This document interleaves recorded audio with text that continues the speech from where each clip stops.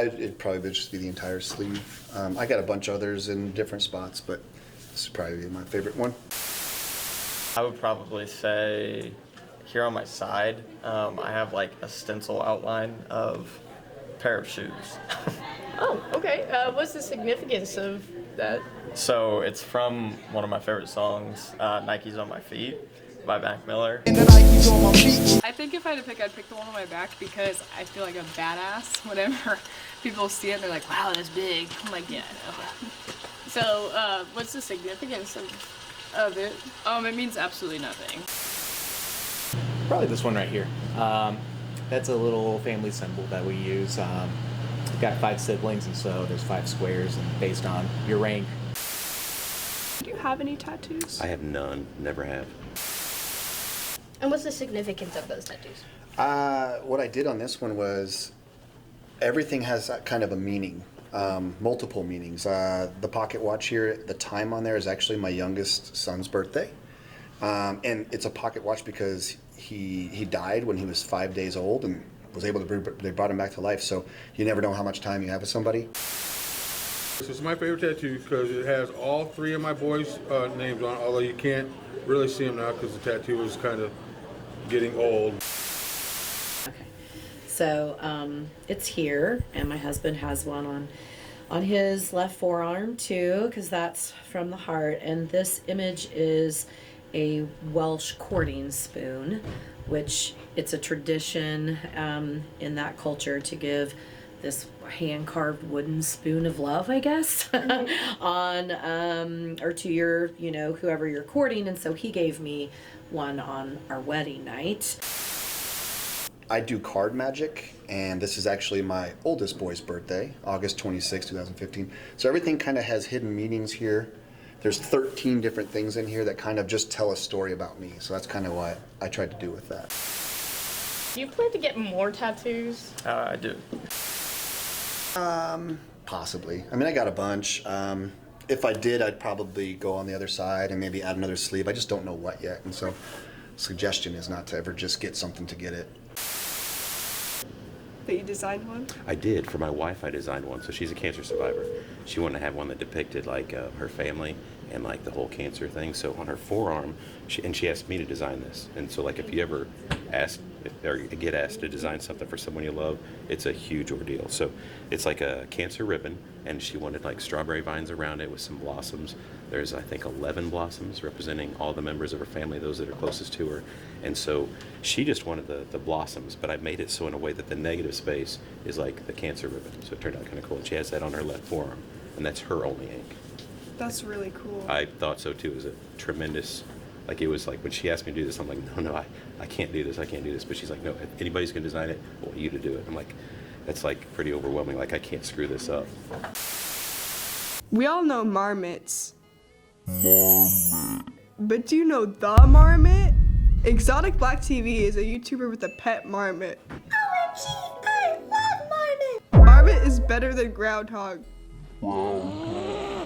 I see a marmot Himalaya, and I feel joy and optimism while watching. Do you feel joy and optimism while watching? I know I do. Okay. I'm gonna go now. Goodbye.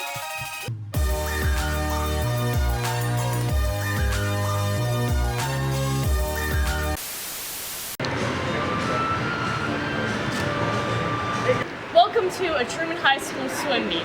This is the Henley Aquatic Center, home of all the ISD swim teams, both boys, girls, and even our middle school teams. This is our last meet of the year. It's actually senior night. Most of our seniors haven't actually been here for too long. Sophia just joined the team.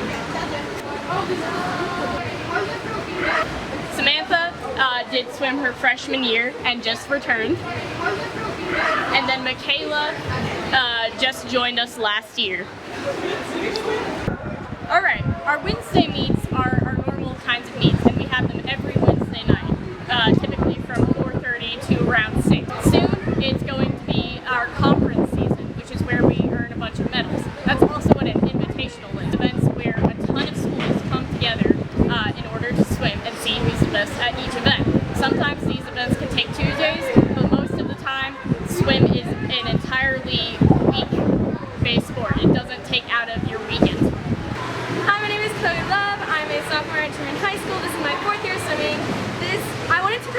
into these jackets that we wear. They're called parkas. They're brand new. We got them this year. And they're what all swimmers wear to keep us nice and warm and our muscles ready to go. Speaking of new things, I wanted to draw your attention to the blocks. These blocks will not be here next year as we are getting new ones because funding. Yay! A common part of swim culture is looking at these heat sheets and writing down your events, heat, and lane on your wrist so that you won't forget. Some people also tend to do it on their thighs.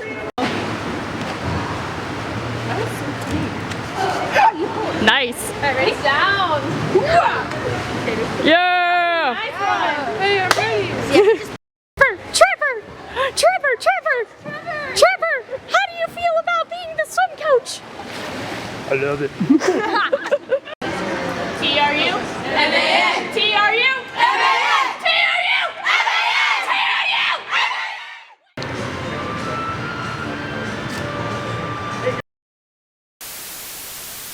My grandpa doesn't have the best taste in women. A prime example is his most recent, I think, ex-girlfriend. They didn't have the most healthy relationship. Her went to jail for multiple counts of elder abuse. I suppose this time she didn't want to beat him herself. So she hired a crack dealer to get the job done.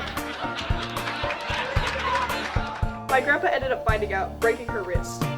Still stupid. You still look like the stupid kid from the Hortons Who. You're still black and gray, and I hate you. Yo, what? She ended up going to jail again, and of course the police didn't believe anything she had to say because they would often violate each other's restraining orders. She thought she'd be slick by going into the police station, claiming that my grandpa had violated the restraining order. Little did she know, my grandpa was already in the station claiming the same thing. They ended up searching her, finding a heroin needle in her pocket.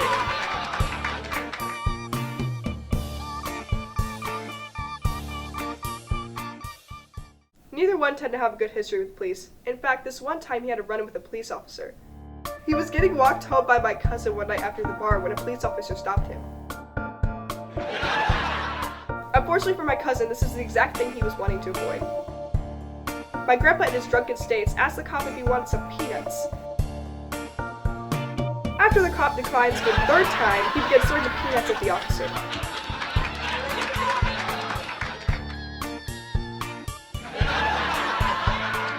Luckily, this was in small-town Iowa, and the cop didn't really care.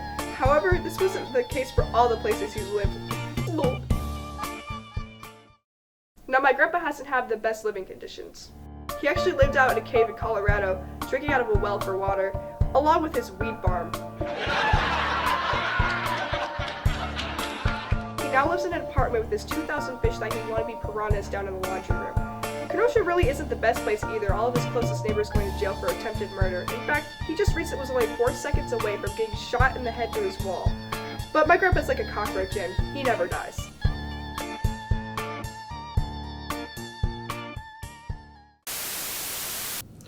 Hello and welcome to the Truman Newlywed Game. My name is Elle. I wrote this, but I'm a little sick, so I'm just going to explain the gameplay and rules of this game. And then the only single person, Isley, will take over this show. Oh, well, I have news. We're actually recently divorced. And I gambled all the money away and sold the house and the animals, so we're no longer together, and I'm in like a lot of financial debt. But yeah, anyways, continue. Oh. My name's Lynn. We were together for a year before he sold the house by gambling. My name is Val. They call me Valdini. And yeah, about a year and 3 months before it all went down the drain. Oh, wow. Man, that's rough. Are you guys still together? Yes. Okay. Well, how long have you been together, and who are you guys? I'm Savannah. I'm Joseph. And we've been together for 472 days.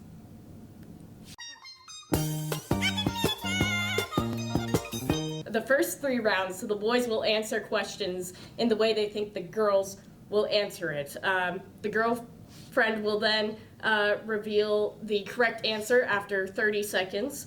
And if they get it right, they are awarded 5 points. That will go on for 3 rounds, and then it'll flip-flop for the last 3 rounds.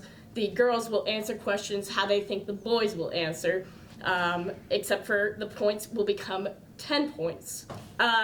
The last round will be worth 25 points as a bonus question, and the couples, or not so much that, will get to decide who answers the question. Our only rules, stay PG-13, don't break up on air. You're allowed to answer a question with or, so if you have 2 possible answers, that's the max we'll allow. And then no like verbal communicating or hinting at what the answer might be. But if you have couples telepathy, that is perfectly allowed. Okay, I'll hand it over to Isley now, and we can get going.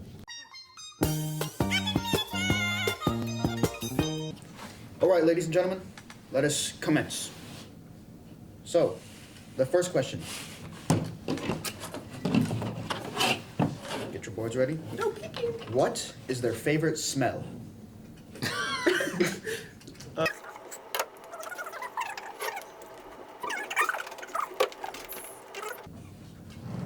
All right, does everyone have their answers ready? Yes. Yes. All right. Reveal yours, Val. Fried chicken? Lynn, is this correct? I'm not really, but it's pretty good, so. Yeah, you like fried chicken. Smell? All right. Now you may reveal yours. Fart/butt. I would not say that's true. What were your answers for them? Vanilla, question mark? Question mark? Okay. I honestly don't know what vanilla smells like. Joseph. Well, you were close. Oh yeah, it does kind of smell like that. All right, that was a great round. Awesome. Round 2. If the couples, if you two, were a book/movie trope, what would you be? Oh my god.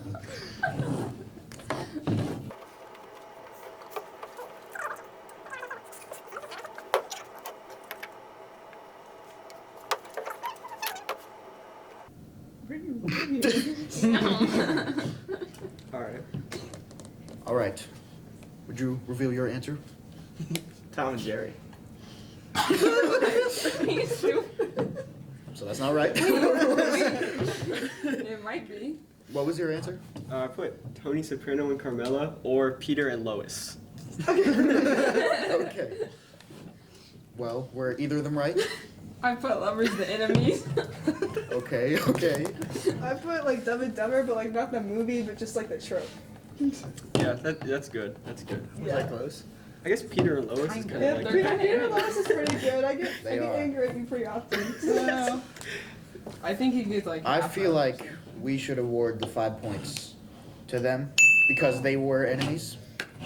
Very much so. Tom and Jerry were enemies. Yes. All right. Wait, before we do the next thing. So he's guessing what I'm putting on my board. Yeah. Right? Okay. Okay, got it. All right, for the final question for the men. So if your female counterpart were to say, it's blank, what would they fill the blank with? What? Basically like their biggest fear. Oh. Oh. Oh, this is easy. My marker's down. My markers. Yeah.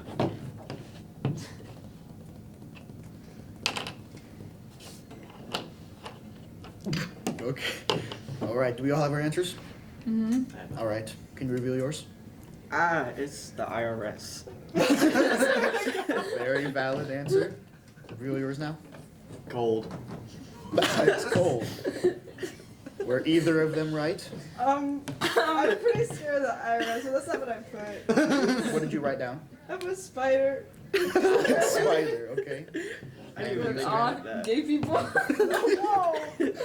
I am scared of gay people. So Can't put that Okay, on. all right. Well, maybe. after the first half, team still together is up by 5 points.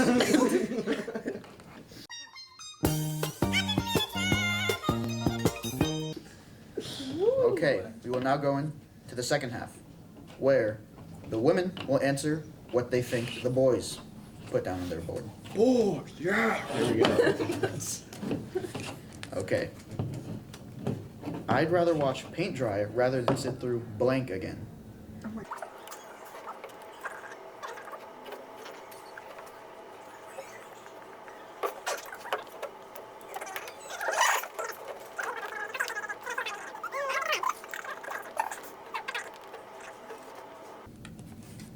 Okay. So, Savannah, reveal your answer. B's Fortnite playing. Okay. B is my little brother, and he plays Fortnite. Interesting answer. Lynn, your turn. Marmot video / food writing, specifically minced meat. Oh, I hate the food running videos. Marmots are awesome. Were either of them right? No. Val, would you reveal yours? Young Sheldon. It's not my fault. My parents watch that every night. Yeah, you try and hates shield it to me smart like it's the little best kids. show ever. I do. I want to punch him in the face so bad. Mr. Joseph, your turn. Frozen / Trolls. God damn, I Valid knew that. movies. Those movies are terrible. I'm saying. Bro, Trolls is gas. I don't No, know. it is not. No. On to question number 2. What is their go-to excuse when they don't want to go out? Must be PG-13. What is that supposed to be?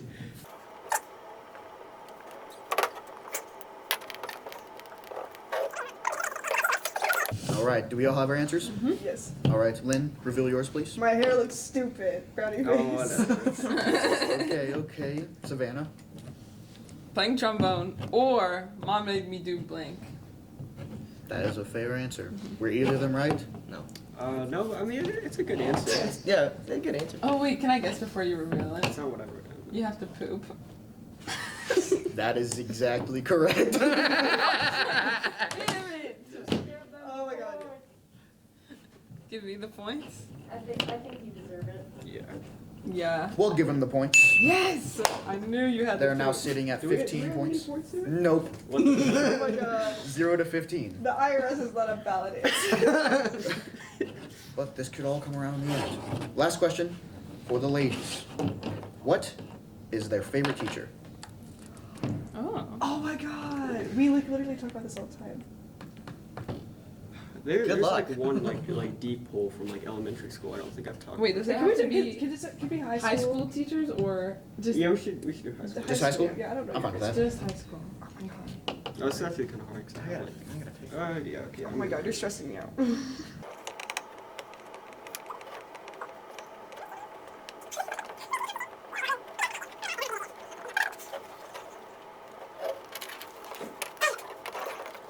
All right. Are we all done? Yeah. You both reveal right now, same time. What's the murder lobber? Gordon or Sap? Were either of them right? Yes! Wait, really? Not quite, but those were great answers. I didn't know who to pick, so I Yes, Mr. Sap. Or Mr. Elliott. Bitch, you never talked about him with me. I was more confident in Sap than I was Gordon. Yeah, I like Gordon. I love Gordon. I was gonna pick Lobber. Well, at the end of these 2 rounds, we're sitting at 10 for the divorced couple and 15 for the still together. Let's go. It's comeback We're season. gonna Comeback go season. into the final question worth 25 points. Oh, wait, we get to decide. Winner takes all, pretty much. All of them are. Now, either you get to decide who answers for which person. Wait, so So you can wait, just on my fingers. sort of. I So, don't trust your answers. how many cousins do they have? Oh.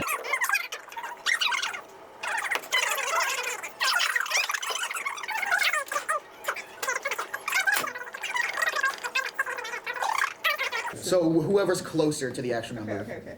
on either team. Wait, so we put our number in the corner and then we guess the other person's in the middle? No. Wait. Only one of you guesses for each. I'm the gonna other guess person. how many cousins you have. I don't get it.